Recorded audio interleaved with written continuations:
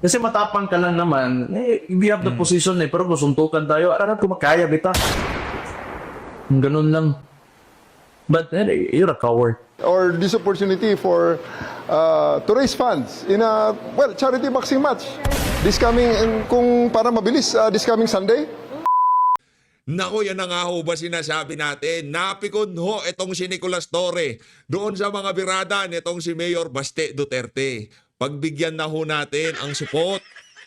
No? Naapakan ho ang ego niya. Ayaw ho niyang magpatawag ng duwag.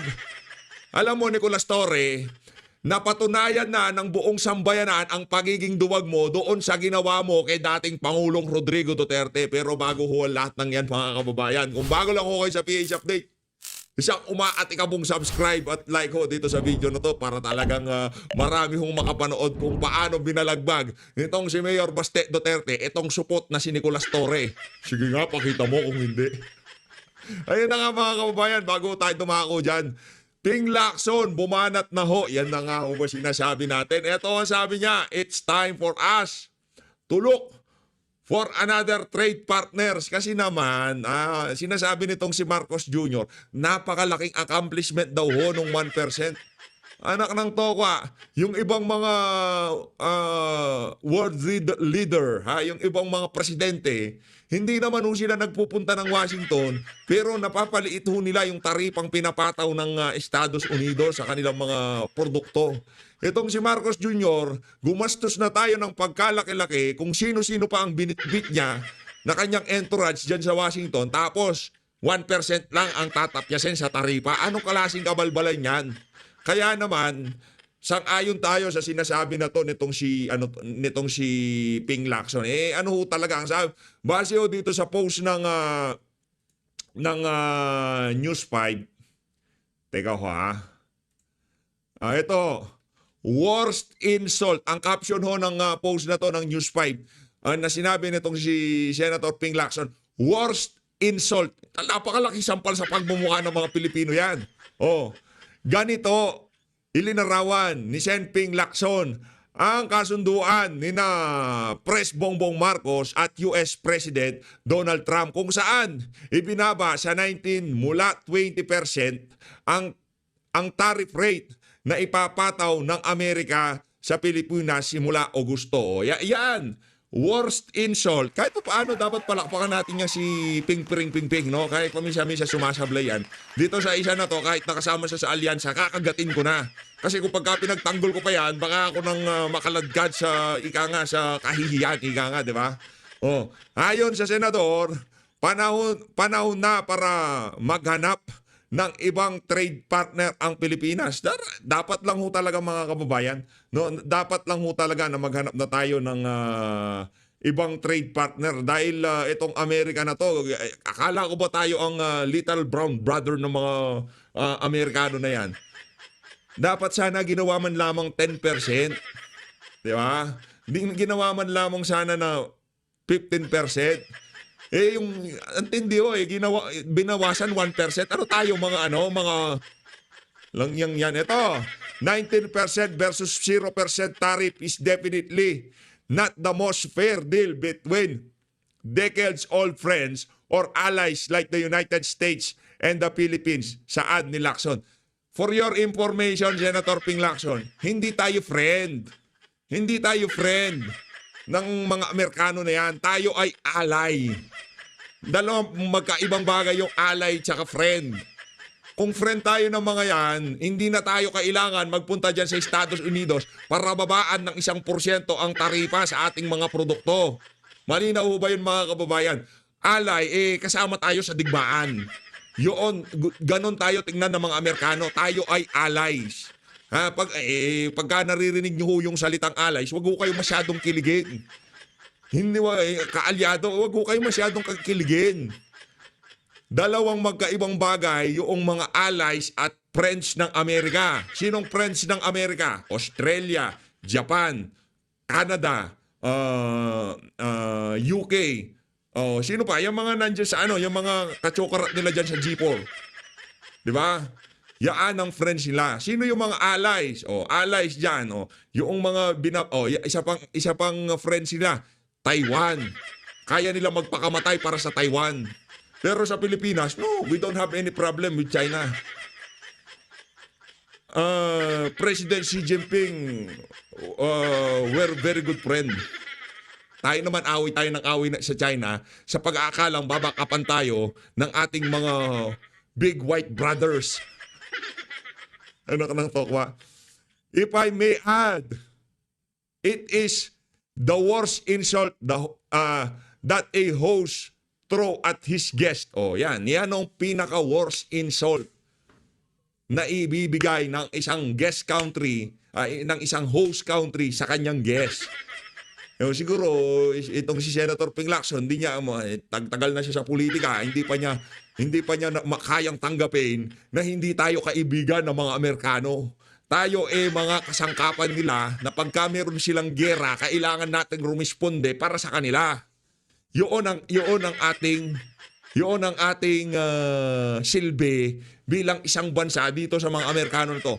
Hindi ako anti-American. Wala akong galit sa mga Amerikano. Meron ho tayong cultural ties. Meron tayong historical something sa mga Amerikano. Di ba? Hindi ho tayo galit dyan sa mga yan. Pero dito sa ginawa nila na to sa ating bansa, sa lahing Pilipino, napakalaking insulto ho nito. Kahit na hindi isa bagay kasi presidente natin bangag eh. Wag ho tayong umasa na makatanggap ng respeto kung napakababoy nang nagpunta diyan sa Washington. Si Tatay Digong ilang beses inimbitahan na magpunta diyan sa Amerika. Ni minsan hindi ho siya nagpunta. Hindi ako pupunta diyan. Ba't ako pupunta dyan? Makikipagkalakaran ako doon sa mga karating bansa ko. Yung wala pang 3 minuto, nandun na yung aking mga produkto. Hindi kailangan tumawid pa ng Pacific Ocean, Atlantic Ocean yung mga produkto ko bago pa umabot dyan sa Amerika na yan. Di ba? Ang labo eh. Isa sa mga leading economy sa buong mundo ay nasa Asia. Hindi natin tinitake advantage yun. Inaaway natin yung leading economic juggernaut na nasa Asia, na ang ginagawa natin, imbis na, tingnan nyo ang Vietnam, Indonesia, nakikipagkaibigan sila sa China. Dahil gusto nilang gatasan, lahat ng pwede nilang magatasan dyan sa bansa na yan. Okay, pag-usapan natin yung mga pinag-aagawang isla. Pero tayo? Mag-trade tayo. Isalin nyo naman kami sa inyong economic growth. Diba? Tayo hindi. Kung kapisit. Uulit na naman tayo. Ito na. Si Auntie Claire muna tayo. Dito muna tayo kay Auntie Claire. Random ko tong si Auntie Claire eh. Random ko tong si Auntie Claire na hindi niya alam kung paano niya didepensahan eh. Dito sa video niya na to, hindi siya nakatawa eh. Alam na natin na, naku, Auntie Claire, problema na naman to. Panoorin natin mga kababayan. At meeting ni Pangulong naging protaktibo ang naging pagbisita at meeting ni Pangulong Ferdinand R. Marcos Jr. kay US President Donald Trump sa Washington, D.C.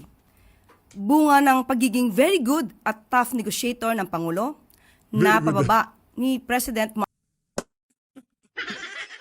Very good at top negotiator ng Pangulo na pababa ng 1% ang taripa. Anak ng tawa, kung 1% lang pala ang mapapababa, dapat sana hindi na siya nagpunta ng Amerika. Buisit na yan. Gumastos pa tayo ng eroplano, hotel sa mga entourage yan. Nagpulburon lang sila dyan, tapos 1% lang. Marcos Pambira, Jr. oo. sa 19% ang unang 20% tariff rate na ipinataw ng US sa Pilipinas. Ayon sa Pangulo, maituturing na significant achievement para sa Pilipinas ang 1% na bawas sa tariff rate sa bansa. Significant. Isa pa rin ang Pilipinas na may mababang tariff rate na pinatawan ng US sa rehiyon. Dahil dito, mas paiigtingin pa ng bansa ang mga hakbang para maging competitive ang Philippine exports. Base sa records, hindi naman US export dependent ang Pilipinas. Sa madaling sabi, may epekto pero hindi ganon kalaki ang impact nito sa bansa. Ibig sabihin, 16% lang ng exports ang napupunta sa USA at aabot sa 67% nito ay galing sa electronics na kabilang sa may low o zero tariffs sa ilalim ng global trade agreements. Kinumpara naman ni Pangulong Marcos Jr. ang open market at kinumpirma niya at zero tariff agreements ng Pilipinas at ng United States sa mga certain markets lamang. Ayun na nga mga kababayan, significant achievement yan. Ganyan ho ilinarawan ng Malacanang yung 1% na yan. Significant achievement. Di ba? Pagka pinakinggan ng ordinaryong Pilipino, significant achievement. Tapos kasunod, 1%, mapapakamot na lang mapapamura na lang ng anak ng pinag-aago nyo na naman kami. Significant milyon-milyon ginastos natin sa mga entourage dyan, tapos 1% lang. Nak ng Petro ng garapata, Apektado kasi ang ating ang ating ekonomiya, di ba? Yung mga imported goods galing Pilipinas, kung mataas ang taripa, malaki ho ang impact noon sa mga mga importer. Siyempre, kailangan nila magbayad ng mas malaking buwis. Kung mababa ang taripa, mas marami sila mai-import. Pagka marami silang mai-import, mas maraming kailangan i-produce ng mga manufacturer sa Pilipinas, mas maraming trabaho ang kailangan na mangyari para makaproduce ng mga produkto. Yun ang impact nun. Ngayon, pagka tinaas ang taripa, kung ganito bulto ng i-import nila, siyempre babawasan yan. Doon pa nga lang sa taripa, yayariin na sila Di ba? Siyempre magre-reflect pa sa sa presyo ng mga produkto na yan. Halimbawa, yung produkto na yan konti na lang ang diferensya dahil Philippine made yan. Sabihin na natin maganda Philippine made, pero merong kalaban yan na Indonesian made na konti na lang ang diferensya, mas maganda ang quality nito, mas maganda ang materialis nito. Dahil tinaasan ng taripa nito, maganda quality nito, mababa taripa, mas mura lang maibebenta. Talo yung produkto natin. Ganun lang ako kasimple yun. Kaya napakahalaga ng taripa na yan. Kahit nasabihin mga imported goods yan, mga consumer nasa Amerika. Yung manufacturing sa Pilipinas, yung mga kapitalista sa Pilipinas, yung mga importer sa Amerika, ang direktang maaapektuhan ng taripang ipinataw na yan ng Estados Unidos. Yun ang simpleng paliwanag na madaling intindihan na pati tayo mas maiintindihan. Maiintindihan din natin. Ito, dito sa bahagi ng video natin na to, dumako naman tayo dito sa drama nitong si Nicolas Torre. Ang sabi ko kasi nitong si Mayor Baste, you're only brave if you have the position. If we had a fist fight, I can take you on. Sa laki na yan nitong si Mayor Baste, baka pagka binatukan niya itong si Nicolas Torre, tanggal pati anit nito Ano sabi nitong si Nicolas Torre, bumida siya. It's just right. Many of our citizens now are in need of help and affected by the storms and the flood. So maybe this is very good time for a charity boxing match. We can do it on Sunday at the Arena Coliseum. Sira ulo ka ba, Torre? Hindi ko sinabi sira ulo ka, ha? Tinatanong kita, may saltik ka ba? Hindi, tanong lang naman. May saltik ka ba, Torre? Sinabi niya kaya kanya isang fist fight. Hindi niya sinabi magsuntukan kayo. Kunyari sinabi ko kaya naman kita nasuntukan Hindi naman ibig sabihin nyo na hinahamon na kita nasuntukan. Yan. Utak karahasan. Yan ang ating PNP chief. Sinabi lang na sa tingin ko kung sakaling magbugbugan tayo, kaya kita, Brad. Pero hindi naman ibig sabihin hinahamon ka na niya na suntukan. Ganyan kakitid ang utak ni Nicolas Torre. Anak ng tokwa. Alimbawa, sinabi ko kay Mayor Baste, Mayor, sa tingin ko, kung sakaling magpang-abot tayo sa katawan mo na yan, tsaka sa katawan ko na to, tingin ko makakapalag naman ako.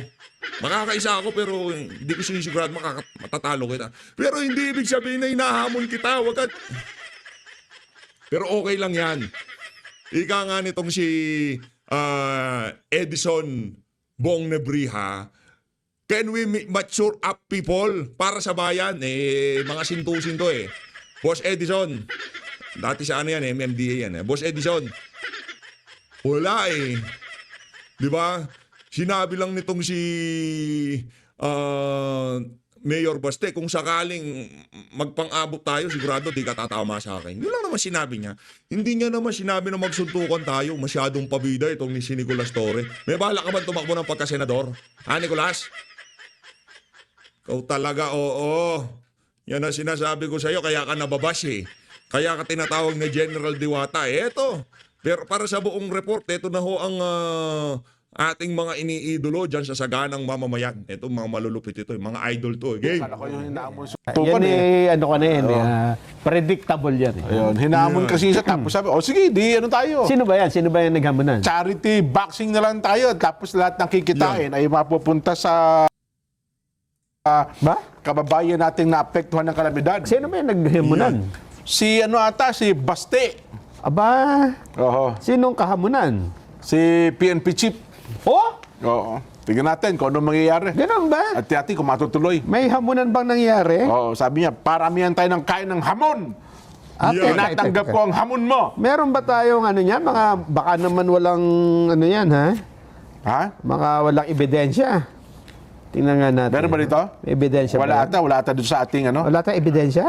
Meron ba dito? Meron na yan, oh. Meron ba? Meron. Hamunan eh. O sige, yan muna. Mukhang masaya yan eh, ha? Ano bang hamon ni Baste? Sige nga. Tebastan. Tebas.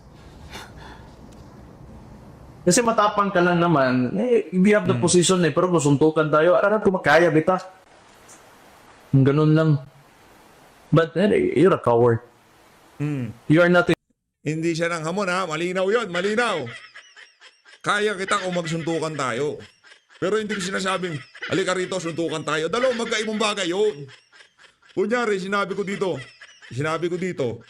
sa tingin ko, pagka nagsuntukan kami ni Senator Ping Lacson, matatalo ako sa kanya. Kasi, dati siyang PNP chief. Hindi ibig sabihin nun, naghahamon na ako na suntukan. Comprehension naman, Nicolas Torre. PNP chief ka pa naman. Nanto ka, sabaw-sabaw ka mag-isip. without your position. Sa totoo lang. Nagmamatalinuhan ka lang, yan ang talaga ginagawa mo. May 3-minute response ka, may nakaabang na dyan. Nakita ka talaga ng media. Ayun. Sino ba tinutukoy niya dyan? Wala naman siya pinangalanan eh. Oho. Ang tinutukoy ata niya yung ating hepe ng pambansang pulisya. Akala niya siguro, hindi kakasa. Kinasahan eh. Teka, ano bang pinagmulan? Ano bang... Hindi bakit ko alam. nanghahamon? Basta yun lang ang... ano ba? Paano yung podcast ba yun? Parang naka-live Oo, bata. oo. Podcast ba yun? Oo. Oh. Anong tugon ni PNP Chief? Bay kumasa. Kumasa? Libre 45 ikinasa. Ba? Anong sabi? Sabi niya ay... Ito, pakinggan na lang natin. Akala ko puno na ang sarup judge eh. Sige nga, ano naman ang sabi ng PNP chief? Tama-tama dahil marami ang nasalanta ngayon ng bagyo at baha. Maybe we can use this moment Anak ng tokwa.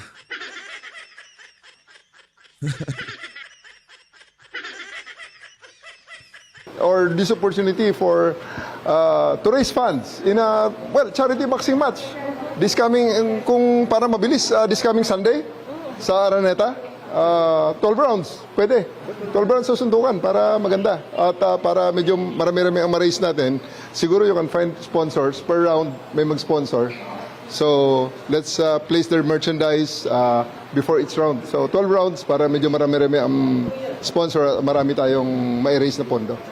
Well, I was informed at nakita ko rin sa social media na naghamon siya ng suntukan. And, sa atin naman, whether he's serious or not, sa atin, let's just put this on a better use. Kung yan ang gusto niya, madaling Ganyan ang kalidad ng PNP chip na meron tayo. Ganyan kakitid ang utak ng PNP chip na meron tayo. Anak ng tokwa, ang buong institution bababuyin mo para lamang sa ego mo. Dahil lamang sinabi ni Mayor Baste na kung sakaling magpang-abot tayo, sigurado kaya kita na suntukan. Anak ng Petrang Garapata, kung ganito na lang ang mga magiging chief PNP natin, magsi-abroad na ho tayong lahat. Anak ng... bigyan yan, boxing na lang para madaling iset up at gawin natin this coming Sunday, 9 o'clock. I'll be there in Araneta. I'll ask Araneta to set up a boxing ring. Hopefully, they will oblige. Lakas ng influensya. I will ask Araneta to set up Boxing ring. Kala mo kung sino ah. Naging PNP chief lang, kala mo kung sino na. Kapal ng mukha. Kung wala naman, di maghanap tayo ng kung saan gym ang gusto niya. Ayun! Ano sinasabi ko? Ba, totoohan, patotoo. Oh, sabi ko Akala sa'yo. ko biru-biruan lang yan. Sabi ni General Jen Paro sa likod, boss, akong manager mo. Ako ang coach. 20% tayo dyan, boss. 20%. Oo. Araneta Coliseum. Hindi, medyo kung madalian yan, linggo na yan eh. O, yun na nga. Baka imposible. Kasi siyempre, Diyan sa Ilorde Boxing sa Mandaluyong, meron dyan. Hindi, ako sa- nasagot ko na yung venue. Ganon? Oo, ako na magbabayad. Ba? Diyan tayo sa Philippine Arena. Wala tayong boxing modeling doon. Hindi, maglalagay tayo. Di ba, may NLEX dyan. Oo. Yung kalsada, doon tayo. Sa tapat ng Philippine Arena. Kalsada. Hindi tayo makakakuha ng doon, ganansya, kasi may entrance fee, may sponsors eh. Yung pagpasok. Pambira. Sali ako dyan. Pinagkakitaan nyo na eh. Boss dyan, sali ako dyan. Sali ako dyan. Pwede ba sumali si PH dyan? Ako yung water boy. Ako yung tagahatid ng tubig kay Torre at dito kay Mayor Baste. Hindi, ayan lang ho ang testamento na napakakitid ng utak ni Nicolas Torre. Ayaw ko man tawagin general kasi pagka-general ka, ang katungkulan na yan ika nga yan pinakamataas. Ha? Si PNP general ka general, di ba? Anak ng toka. Sa bagay, kahit nung panahon ni Jose Rizal, di ba? Panahon ni General Luna, meron talagang mga general na merong sabaw-sabaw ang utak. Ika nga. Pasok man ng tol, Oo. medyo mahal. Oo. Kasama na dyan yung pinang boxing. Di ba? Para nasasakyan yung mga manonood. Pwede. no? Hindi pa tayo mahirapan sa Lahat ng mapalingon, bayad. bayan. Lahat ng mapalingon. Oo. Ay, pero siyempre, yung General Torre, batak yan, pare ko. Ay naman. General yan eh. Pero palagay ko, ano lang yan. Hindi ko alam kung tototohanin nila yan. Aba, mapapasubo si Bastilla kung bigla niyang atrasan yan. Siya na unang nagsabi. Sa bagay, sa Di ba? mga kulturang Pilipino, pag Oo. nanghahamon ka at may kumasa, Oo. at hindi ka nagkasalimbawa Kahit dyan. pa sa akin, pabiro-biro lang eh. Ito lang, makaka-relate yung mga kababayan natin dito. Oo. Alam mo, naghamon ka ng debate Yan. sa Luneta. Oo. Sabi mo, magdala tayo ng granada. No, magkakabit ka ng mga dinamita sa katawan. Tapos hindi mo Oo. naman pala ikinol. Oo. Siyempre, sasabihin, hindi naman ba? Hindi, naghahanap na ng dahilan. Oo. Hindi, ito gusto ko, sige ito gusto ko alaban, sige ito sa ganyan eh. Ano-ano. Yung mga bagay na imposible eh. Hindi mababa yung ano tawag ito? Credibility. Totoo. So, may sagot na ba si Baste dun sa sagot ni General Torre? Wala pang reaction ngayon. Ewan ko. Kasi siya ang nauna nagsabi. Pero bagay si Basti, pag nakita mo yung katawan niya, puro tato, tsaka malaki katawan ha. Parang malaki, no? Parang nag-weights din si Basti eh. Ang problema dyan kasi Diba? kung boxing bang sabi ni Baste, Suntukan sabi. suntukan. Pero walang sinabi kung ano eh. Kay General Torre naman, boxing. Ayun para na madali ang setup. Kasi naman, kung suntukan na walang gloves, Mixed martial arts yun. tsaka masyadong violento yun. Yan, At least yung boxing ay tanggap ngayon bilang sports, di ba? Hindi, tsaka nakakita pa naman, pwede ito tumanggap ng sponsor eh. Sponsors, tapos mga kikitain ay itutulong sa mga nasalanta ng kalamidad. Ba? Oh. Sige. Di ba? Gawin Hindi natin. ko lang alam kasi si Basti kung yan ay may training kasi bukod sa kanyang pabanda-banda, yun kasi nagbabanda yan eh.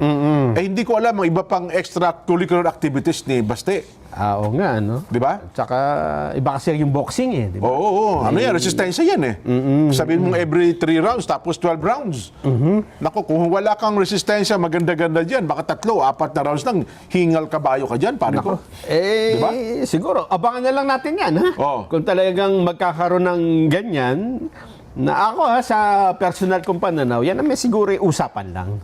Hindi, ano yan? Kasubuan na yan, pare ko. Ito talagang si Sergeant, talagang gusto niya magkaabutan eh. Ibang klase, talagang to si Sergeant, ibang matindi. Pasubuan na yan, tuloy na yan. Balita ko, isa naghahasa na ng labaha eh. Labaha, gano'n ha. Ay, hindi kasi, Jen, ha? Oo. Ito yung ikinagulat ko, hindi yung... Hindi yung suntukan na yan. Ang ikinagulat ko ay yung may naghamon kahapon Jen eh. Humamon din. Oo. Di ba? Hamunan kayo ng hamunan, ha? Di ba ang unang naghamon ay yung Oh. NDRRMC ba yun? O yung, sino bang nagsabing Ano yung hamon? DILG yata din eh, no? Na ano? Na ang sabi nung naghamon ay may papasok daw na 4 na bagyo sa Webes. Ang sabi nung sino bang nagsabing hindi yan totoo, NDRRMC. Ayun, parang meron, statement sila. Oo, sabi, hindi yan totoo. Oh. Eh mukhang kinol nung bagyo. Ba't nagkatotoo ba? sabi siguro na ba, hindi totoo Oho. Simula ngayong araw na ito, simulan na natin ang pagbibilang. Ba? Alam niyo po ba mga kababayan na bukod sa Bagyong Dante na nasa loob ng Philippine Area of Responsibility, meron pang pangalawang bagyo na nasa loob din ho ng Philippine Area of Responsibility ngayong araw na ito. Yan. Yung ang dating sinasabi low pressure ko. area, Oh. lumakas, naging isang tropical storm. Nako. Yes. Pero sa amin, sinasawsaw sa kapiyan eh. Alin? Yung bagyo na yan. Bakit? Ano pangalan ng bagyong... Emong. O, kita mo. Ah, Sinasawsaw sa kapiyan, pare ko. Pandisan. Emong. Diyan sa may, sa may Sagana, at saka doon sa Tandang Soro. Ayun, no? Oh. Asan ba? Isa, dalawa. Ayan, Oh. D. Yung D ay Dante. Yes. Yung S, Semong. Emong. Oh. Asan yung Emong? At meron pa na nasa labas ng Philippine Area of Responsibility na LPA. Yung bilog na pula, yun ba yun? May possibility din na maging ganap na bagyo in the next 24 hours o Webes. Nako. Ba? Therefore, pagka pumasok yan sa PAR at naging bagyo, 3 bagyo na nga. Ang sabay-sabay? Sabay-sabay. Hindi, pero si Dante kasi palabas na eh. Eh baka hintayin yung dalawa. Ganoon, magantabay ng bagyan, no? Oo. Basta ang usapan naman, ayan, sa loob ng par eh. Oo, sa loob ng par. Hindi, pero 3 lang yan. Ang sabi niya kasi, 6 eh. Sabi yung kahapon. Baka si Crising nakalabas na eh. Oo nga, si Crising. Wala na. Pero kakaiba, no, na may ganyan 2 bagyo sa isang pagkakataon sa loob ng Philippine Area of Responsibility. Oh. Baka sabihin kasi nung nagsabi, ay hindi, yung isa kasi dyan, habagat. Kaya 4 talaga yan. Oo. Di ba? Oo nga, Kinagulat mo rin ba Kasi yan? meron ba isa pang habagat nga pala, no? So, Dante, Emong, Oo. ano pa isa? Goryo ba yun? Gorlo. Ha? F parang muna. Pabian. Dante, Emong, Pabian. Oo. Tapos habagat. Habagat. 4 nga. Aba. 4 nga. Ayun, Emong, Pabian. Tapos habagat, Goryo. Talaga naman, oo. Oho. Yan ang kagulat-gulat. Diyan ako nagulat, Jen. Parang first day ba nangyari yan sa kasaysayan na kung magkakasabay-sabay sa loob ng par? Yung 3 ay wala pa akong nabalitaan. Oho. Pero yung 2 ay bihira. Yung dalawa, di ba merong tag doon? Ang kadalasan, Jen, 2, pero magkasunod na magkasunod. Oho. Pero yung 2 at the same time sa loob ng par, yan ang hindi ko masyado pang... Bibihira, Di, meron bibihira bang, yan. yung tag doon makiwara? Hindi, tag doon yung... yung nasa labas na, hahatakin, babalik. Oho. Yung babalik. Fujiwara. Oo, yun na nga mga kababayan, napakarami hong mga paikot-ikot na bagyo ngayon sa ating Philippine Area of Responsibility. Maraming salamat po sa pag-support sa PH Update. Mag-ingat po kayong lahat kung sakaling magbugbugan itong si Mayor Baste at itong si Nicolas Torre. Tayo ay manunood niyan at tayo magre-referee. No? Hindi pong referee pagka medyo nabubugbog na tong si Torre, hahayaan ko siyempre. Sige, Mayor Baste, banatan mo. Kagatin mo. Pag kunyari, nakatama si Torre, aawat ako dyan, siyempre. Teka lang. Break. Oh. Pag medyo umihingal na itong si Mayor Baste, pauupuin ko. Si Torre, patatayuin ko lang. Pag medyo natatalo na talaga si Mayor Baste, ako kung kukuha ng gloves, ako nang bahala, ako na sasalang. Maraming salamat po mga kababayan. Joke lang yun. Ito naman Nicolas Torre. Oh. Biro lang yun. Huwag kang bala sibuyas. Bala sibuyas ka eh. Huwag kang mag-PNP chip kung bala sibuyas ka. Mag-ingat po kayo lahat. Mahal natin Pilipinas.